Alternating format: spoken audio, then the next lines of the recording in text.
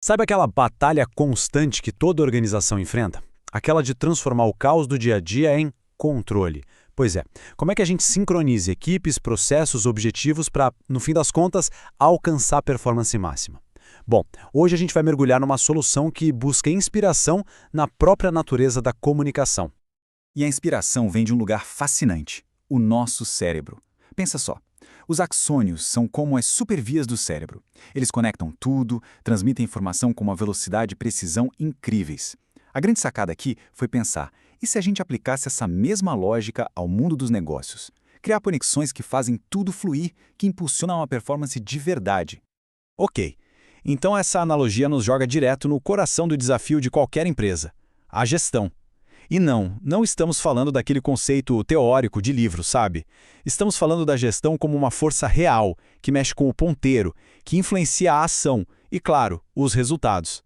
E olha só que definição genial do Mintzberg. O que mais me chama a atenção é como é simples e ao mesmo tempo poderosa.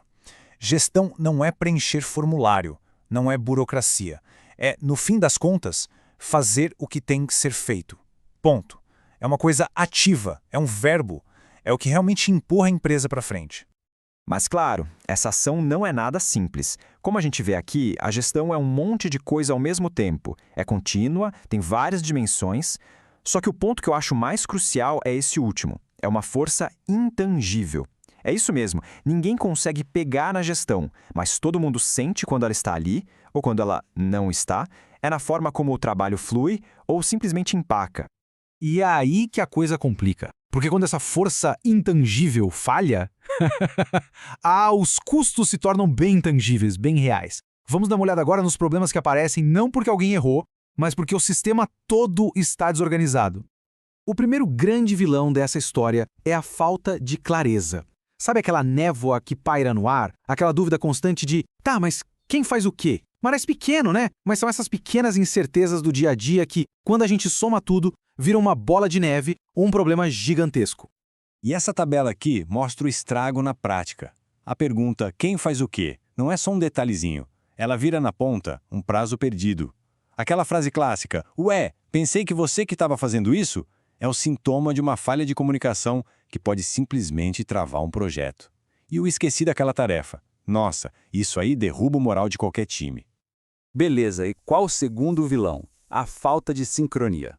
A melhor imagem para isso é um engarrafamento gigante na hora do rush. Todo mundo querendo ir para frente, acelerando, mas o trabalho simplesmente não anda. Uma coisa trava a outra, criando gargalos, paradas e uma frustração enorme.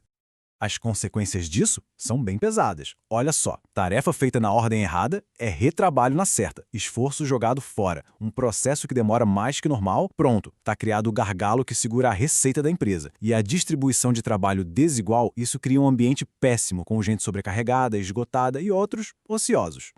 Mas, como dizem por aí, é no meio da crise que nascem as oportunidades, né? E foi exatamente um desafio gigantesco que deu origem a uma solução para tudo isso.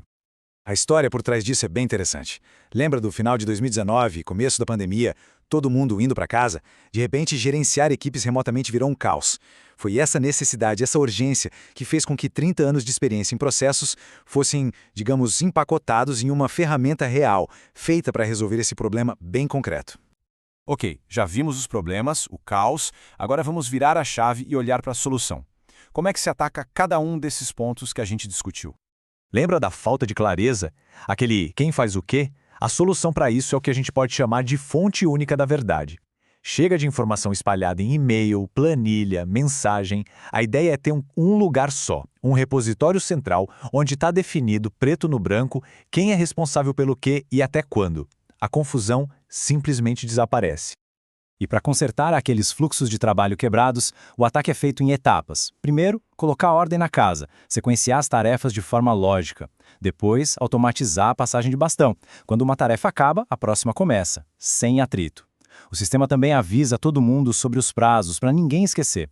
E o mais importante, ele aponta com um dedo onde estão os gargalos e o retrabalho. Aí a intervenção é precisa, cirúrgica. Então, com a clareza restabelecida e os fluxos funcionando direitinho, o jogo muda completamente. A gente para de só apagar incêndio e começa a pensar em performance, em transformar o que antes era desperdício de tempo e recurso em um verdadeiro motor de produtividade. E como essa otimização acontece? Com dados. A ferramenta não só mede quanto tempo se leva em cada tarefa, mas ela compara performances, identifica os jeitos mais eficientes de trabalhar e ajuda a transformar isso no padrão da equipe. Ela também mostra de forma clara se a carga de trabalho está desequilibrada, permitindo correções. E claro, ao digitalizar tudo, acaba com aquela papelada que só toma tempo. Tá bem, mas e na prática? Qual é o resultado disso tudo? Como é que fica uma operação depois de passar por essa transformação? Olha, no curto prazo, os ganhos são bem visíveis. Imagina só, um time que trabalha em sincronia, todo mundo na mesma página, cargas de trabalho equilibradas, sem ninguém sobrecarregado, responsabilidades e prioridades super claras, os prazos que antes eram um problema passam a ser cumpridos. E talvez o mais importante, as decisões passam a ser tomadas com base em dados, não em achismo. Isso ao curto prazo. Mas o grande prêmio mesmo, o impacto de longo prazo, é uma mudança de mentalidade. É sair do modo reativo para o modo proativo. É conseguir ter uma visibilidade tão completa da operação que se torna possível antecipar os problemas antes mesmo que eles aconteçam. E esse gráfico aqui resume bem essa ideia. O que é controle total? É isso, ter 100% de visibilidade dos fluxos. É saber onde cada tarefa está, quem é o responsável, onde estão os gargalos e atrasos. O objetivo final é chegar na sincronia total, onde a organização inteira se move como uma orquestra bem afinada. E, para fechar, fica esta reflexão. Parem para pensar por um instante. Como seria a operação do dia a dia com sincronia total? Sem aquelas dúvidas, sem os gargalos, sem o retrabalho. O que uma equipe seria capaz de alcançar com esse nível de clareza e de foco?